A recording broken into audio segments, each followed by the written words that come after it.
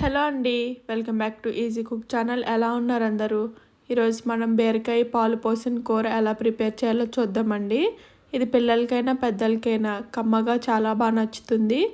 ఇది పాలు తినలేని పిల్లలకు కూడా ఇలా బీరకాయ పాలు వండితే ఈజీగా తినేస్తారు. అలాగే బీరకాయ అంటే చాలామందికి నచ్చదు కదా, కానీ నేను ఇప్పుడు చూపిస్తున్న ప్రాసెస్లో ప్రిపేర్ చేసి చూడండి, చాలా బాగుంటుంది. అలాగే కమ్మగా నోటికి ఎంతో రుచిగా అనిపిస్తుంది. దీన్ని ఈజీగా టేస్టీగా ఎలా ప్రిపేర్ చేసుకోవాలో చూసేద్దాం రండి. దీనికోసం స్టవ్ పైన ఒక బాండీ పెట్టుకొని ఒక 2-3 టేబుల్ స్పూన్ వరకు ఆయిల్ యాడ్ చేసుకోండి. ఈ ఆయిల్ కొద్దిగా హీట్ అయిన తర్వాత దీంట్లోకి ఒక 1/2 టేబుల్ స్పూన్ వరకు జీలకర్ర, అలాగే ఒక 1/2 టేబుల్ స్పూన్ వరకు ఆవాలను కూడా యాడ్ చేసుకొని లైట్గా ఫ్రై అవనివ్వండి. ఇలా ఈ రెండు కొద్దిగా ఫ్రై అయిన తర్వాత దీంట్లోకి ఒక 2-3 ఎండుమిర్చిని ఇలా తుంచుకొని యాడ్ చేసుకోండి. అలాగే ఒక 4-5 వెల్లుల్లి రబ్బలను కూడా చెట్లు కొట్టుకొని యాడ్ చేసుకోండి. అలాగే కొద్దిగా కొత్తిమీర కూడా యాడ్ చేసి ఈ తాలింపు బాగా ఫ్రై అయ్యేంత వరకు ఫ్రై చేసుకోండి.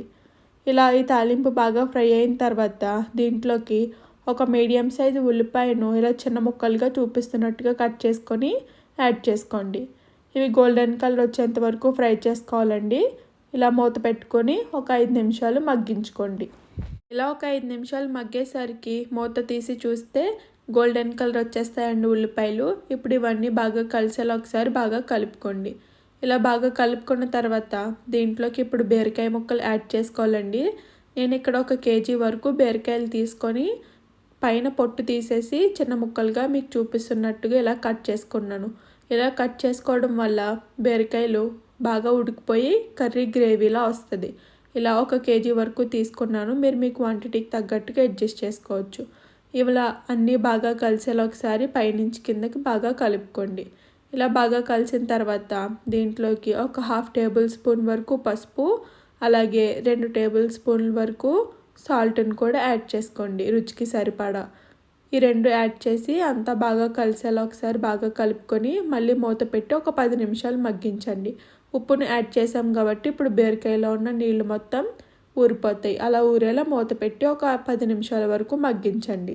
ఇలా ఒక 10 నిమిషాలు మగ్గేసరికి బీరకాయలో నీళ్ళు మొత్తం ఊరుతాయండి. ఇవన్నీ ఇంకిపోయేంత వరకు ఫ్రై చేసుకోండి. మధ్యలో కలుపుతూ ఫ్రై చేసుకోండి, లేకపోతే బీరకాయలు కింద అడుగు పట్టేస్తాయి. ఇలా కలుపుకుంటూ ఇంకొక 10 నిమిషాలు మూత పెట్టి మగ్గించుకోండి. ఇలా ఒక 10 నిమిషాలు ఉడికిన తర్వాత దీంట్లోకి రుచికి సరిపడా కారాన్ని కూడా ఇప్పుడే యాడ్ చేసేసుకోండి. నేను ఇక్కడ ఒక 2 టేబుల్ స్పూన్ల వరకు కారాన్ని యాడ్ చేసుకుంటున్నానండి. మీరు మీ రుచికి సరిపడా పెంచుకొని తగ్గించుకోవచ్చు. ఇలా కారాన్ని యాడ్ చేసి ఒకసారి అంతా బాగా కలిసేలా బాగా కలపండి. పచ్చివాసన పోయేంత వరకు ఒక 2 నిమిషాలు ఫ్రై చేసుకొని మళ్ళీ మూతను పెట్టి ఒక 5 నిమిషాలు ఉడికించండి. ఇలా నీళ్ళు మొత్తం ఎగిరిపోయేంత వరకు ఉడికిన తర్వాత మూతను తీసి ఒకసారి అంతా బాగా కలిసేలా బాగా కలుపుకోండి. ఇలా బాగా కలుపుకున్న తర్వాత దీంట్లోకి నేను ఇక్కడ 250 ml వరకు పాలను తీసుకుంటున్నానండి. ఒకవేళ మీకు ఇంట్రెస్ట్ ఉంటే ఎక్కువ కూడా తీసుకోవచ్చు, ఏం కాదు, కమ్మగా ఉంటుంది కూర, చాలా బాగుంటుంది.